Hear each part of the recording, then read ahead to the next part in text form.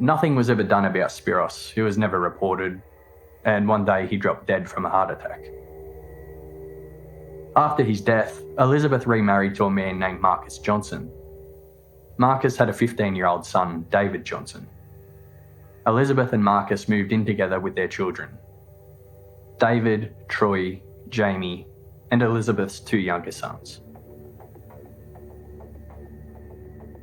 The horrific life Elizabeth had experienced caused all sorts of mental health issues. She suffered dark depression and anxiety, becoming heavily dependent on pills.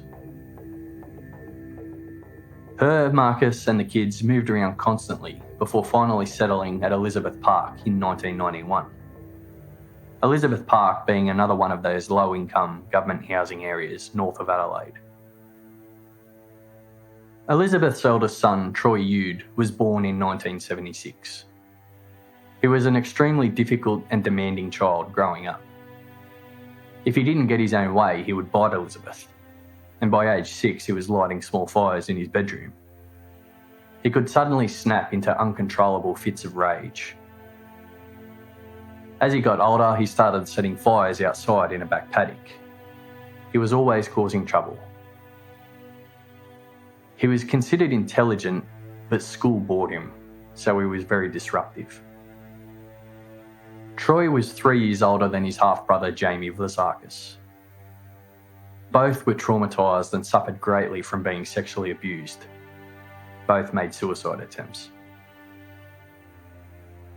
And eventually, Troy would do what was done to him. He started sexually assaulting his brother Jamie. Jamie didn't tell anybody what Troy was doing to him. He was too frightened. When they moved into their house at Elizabeth Park, they moved in opposite a man by the name of Jeffrey Payne. Payne liked young boys. He liked watching them play, and he liked taking photos of them. His favourite was Jamie.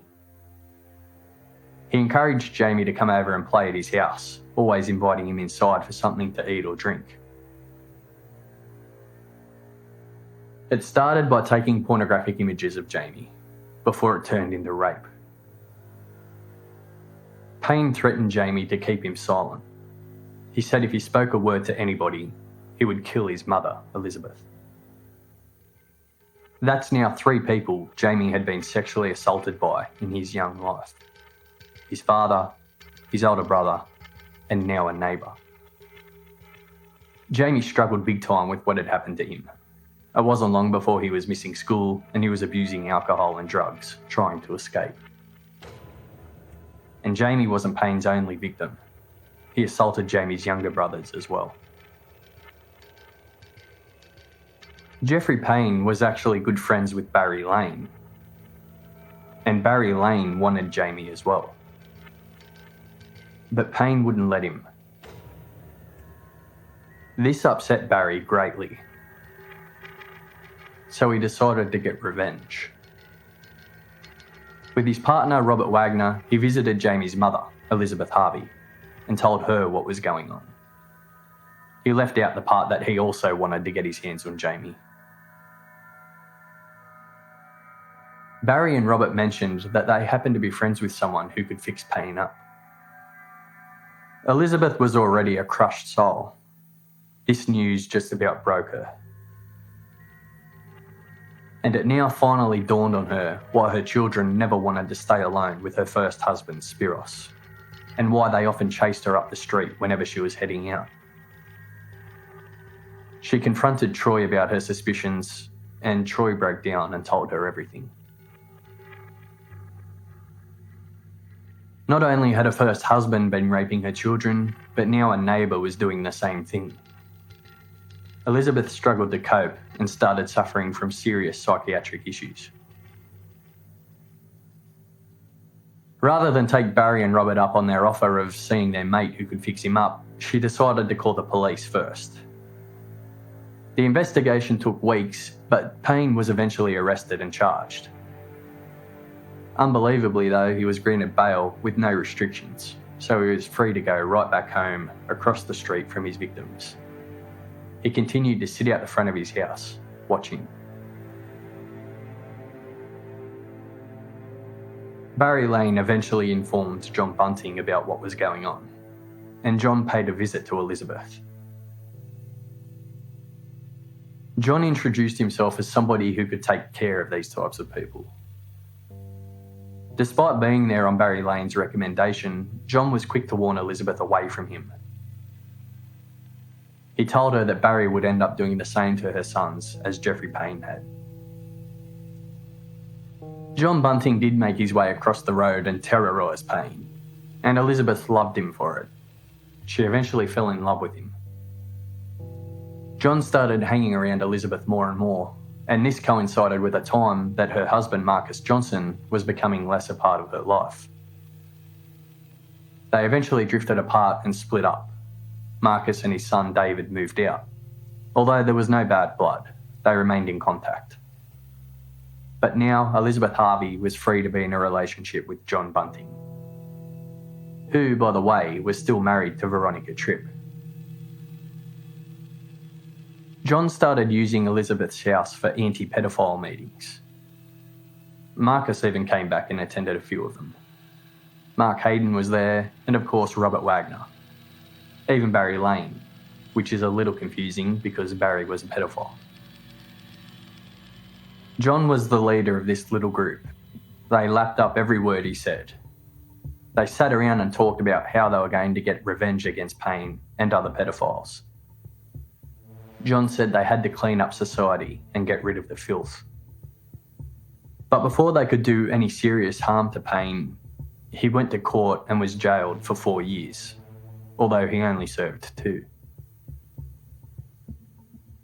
One thing that Marcus noticed about John was that he seemed to have no hobbies or interests. He hated sport and didn't participate in any social activities at all. By now, John was no longer working either, leaving his job at the abattoir claiming to have a sore back.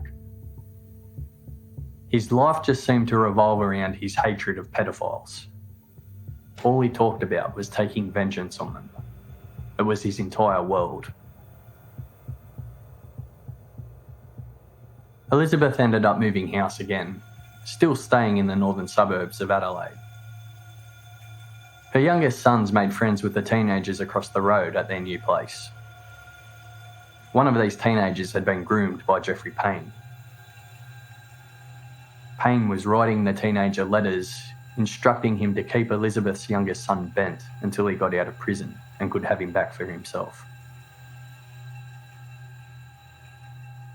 All the while, Elizabeth and John got closer and closer, and it wasn't long before Elizabeth and the boys were on the move again. This time, they moved in with John and his wife, Veronica. It wasn't just Elizabeth who had been taken in by John.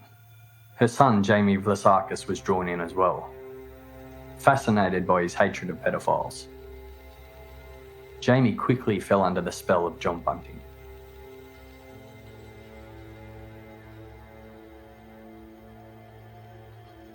Another reason why John tolerated Barry Lane was that he was using him to get as much information about pedophiles in the area that he could. Barry would provide John with names, addresses and phone numbers, and John wrote everything down and stuck it up on a wall. He referred to it as his wall of spiders. John started by ringing the people on his wall. He would scream abuse down the phone and threaten them before hanging up. That quickly escalated to visiting people's houses, damaging property and spraying graffiti. And it wasn't just pedophiles that got onto John's list. As you've already heard, being gay was enough for John to hate you, but also females that he believed knew about abuse and turned a blind eye to it. He considered them just as bad as pedophiles. His name for them was Tooth Fairies. Barry Lane was frightened of John Bunting, not only with the way he spoke, but also by what he had seen him do.